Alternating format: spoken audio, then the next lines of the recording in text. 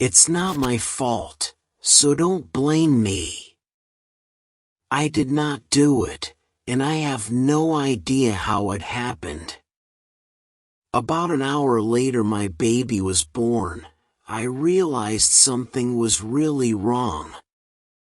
She was very dark, like midnight black. She scared me. I'm light-skinned, with good hair, kind of yellowish, and so is Ella's father. Nobody in my family is anywhere near that dark. You might think she's like someone from the past, but from what past? You should have seen my grandmother. She looked white, married a white man, and never spoke to any of her kids again. She ignored all letters from my mother or aunts.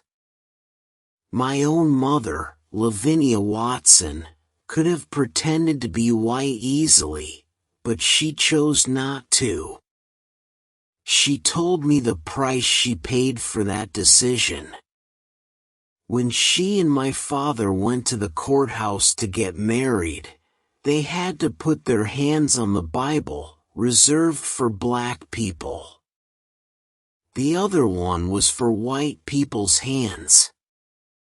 The Bible. Can you believe it? My mother worked as a housekeeper for a rich white couple. They made her cook all their meals, scrub their backs in the tub, and who knows what other personal things, but they wouldn't touch the same Bible. Some people might think it's not good to separate ourselves based on skin color, preferring lighter skin, in social groups, neighborhoods, churches, and even schools for people of color. But how else can we keep a bit of respect? How else can we avoid being treated badly in a store, pushed aside at the bus stop, forced to walk on the road so white people can use the whole sidewalk, or made to pay for a paper bag at the store when it's free for white shoppers? Not to mention all the mean names we get called. I've heard about all of that and more. But because of my mother's skin color, she didn't face problems trying on hats or using the ladies' room in department stores. And my father could try on shoes in the front part of the shoe store, not in a back room. Neither of them would drink from a colored-only bottle, even if they were really thirsty. I hate to say it, but right from the start, in the maternity ward, the baby, Ella, embarrassed me. Her birth skin was pale like all babies, but it changed fast. I thought I was going crazy when she turned blue-black right before my eyes. I know I went crazy for a minute because, just for a few seconds, I held a pillow over her face and pressed.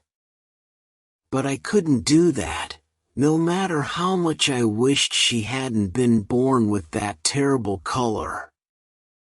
I even thought of giving her away to an orphanage. But I was scared to be one of those mothers who leave their babies on church steps.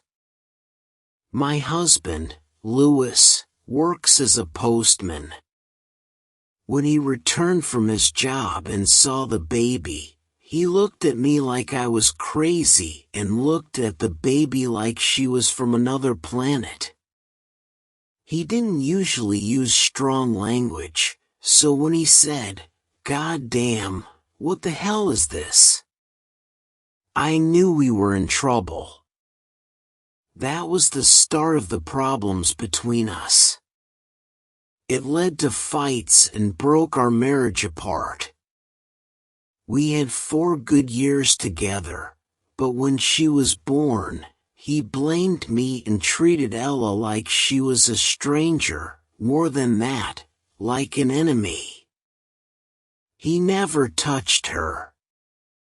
I could never make him believe that I never, ever fooled around with another man.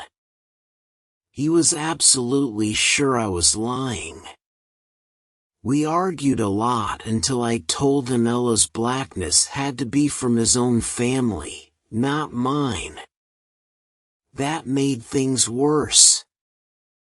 It got so bad that he just left and I had to find another, cheaper place to live. I did the best I could. I knew enough not to take her with me when I applied to landlords, so I left her with a teenage cousin to babysit. I didn't take her outside much anyway, because when I pushed her in the baby carriage, people would lean down and peek in to say something nice and then give a start or jump back before frowning. That hurt. If our skin colors were reversed, I could have been the babysitter. It was tough enough just being a colored woman, even a high yellow one, trying to rent in a decent part of the city. When Ella was born, the law said you couldn't discriminate in renting, but many landlords ignored it. They found reasons to keep you out. Luckily, I found Mr. Lee, even though he raised the rent by $8 from what he had advertised, and he got upset if you were a minute late with the money.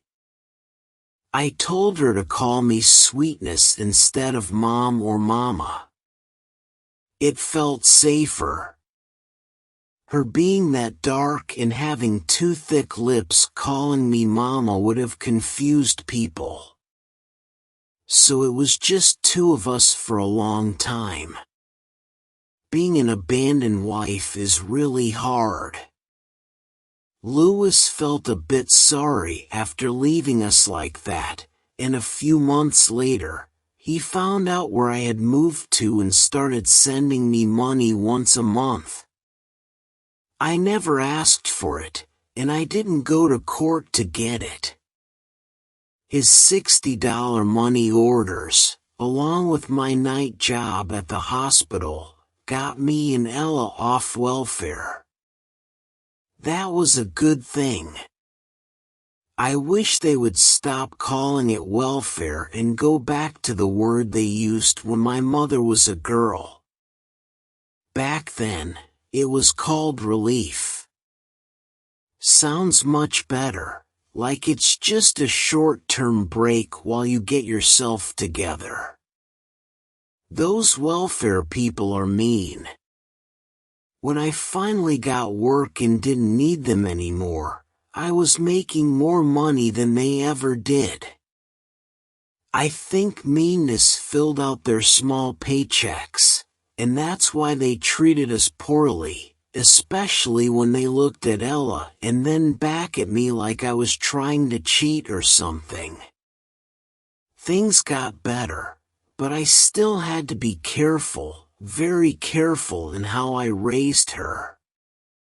I had to be strict, very strict. Ella needed to learn how to behave, keep her head down, and not make trouble. I don't care how many times she changes her name. Her color is something she will always carry, but it's not my fault. It's not my fault. It's not. I sometimes feel bad about how I treated Ella when she was little, but you have to understand, I had to protect her. She didn't know the world. With that skin, there was no point in being tough or sassy, even when you were right. Not in a world where you could be sent to a lockup for talking back or fighting in school. A world where you'd be the last one hired and the first one fired. She didn't know any of that, or how her black skin would scare white people or make them laugh and try to trick her. I once saw a girl nowhere near as dark as Ella, who couldn't have been more than 10 years old, tripped by one of a group of white boys, and when she tried to scramble up, another one put his foot on her behind and knocked her flat again. Those boys held their stomachs and bent over with laughter. Long after she got away, they were still giggling, so proud of themselves. If I hadn't been watching through the bus window, I would have helped her, pulled her away from that white trash. If I hadn't trained Ella properly, she wouldn't have known to always cross the street and avoid white boys. But the lessons I taught her paid off, and in the end, she made me proud. I wasn't a bad mother, you need to understand that, but I might have done some things that hurt my only child because I had to keep her safe. I had to. It was all because of the way people treated her, because of her skin.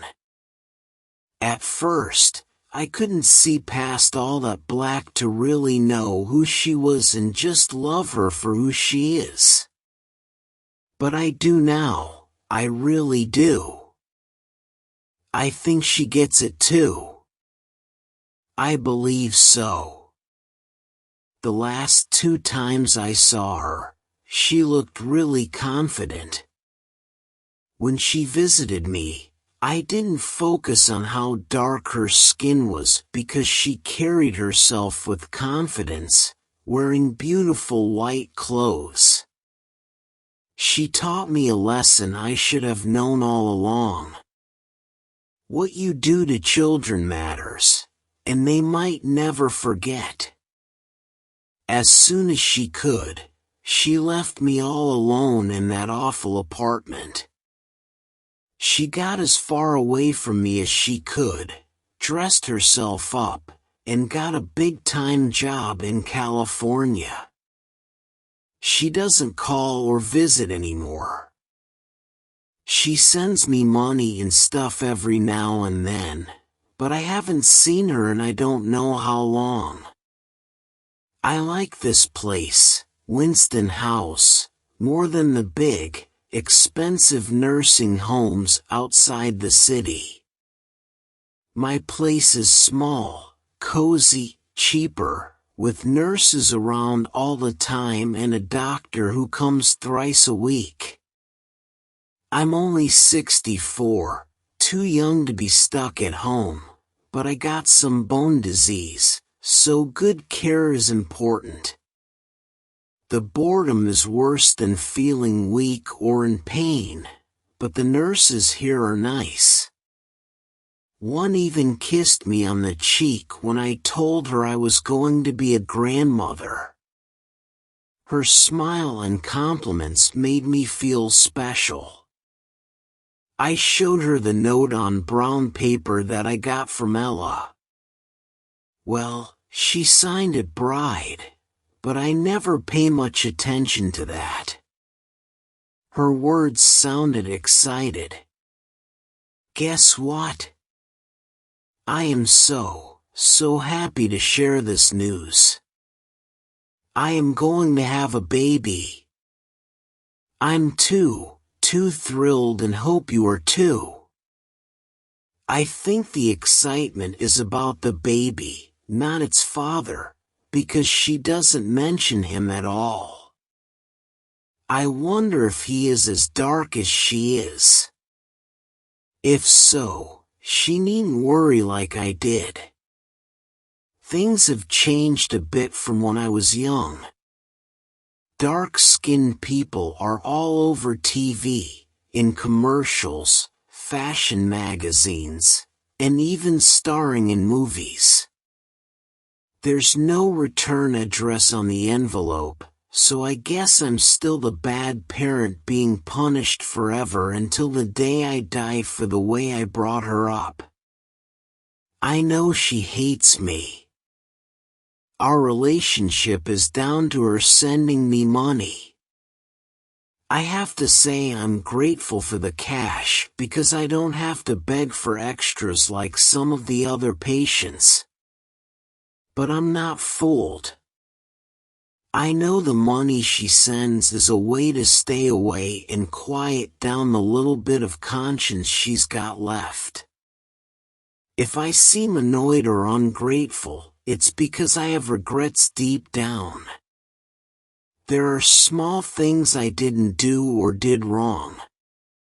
I remember when she had her first period and how I reacted, or the times I shouted when she stumbled or dropped something.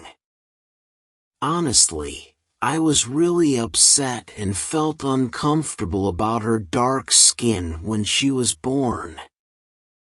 At first, I thought of, no, I have to push those memories away quickly. I know I did my best for her given the situation. When my husband left us, Ella was a burden, a heavy one, but I handled it well. Yes, I was tough on her. Absolutely. By the time she turned 13, I had to be even tougher. She was talking back, refusing to eat what I cooked, primping her hair. When I braided it, she'd go to school and unbraid it. I couldn't let her go bad. I warned her about the name she'd be called. Still, some of my schooling must have rubbed off. See how she turned out? A successful career girl. Can you believe it? Now she's pregnant. Good move, Ella. If you think being a mom is all about sweet talk, cute clothes, and diapers, you're in for a big shock. Big. You and your nameless boyfriend, husband, pickup, whoever, are about to witness a shock. Listen to me. You are about to find out what it takes, how the world is, how it works, and how it changes you as a parent. Good luck, and may God help the child.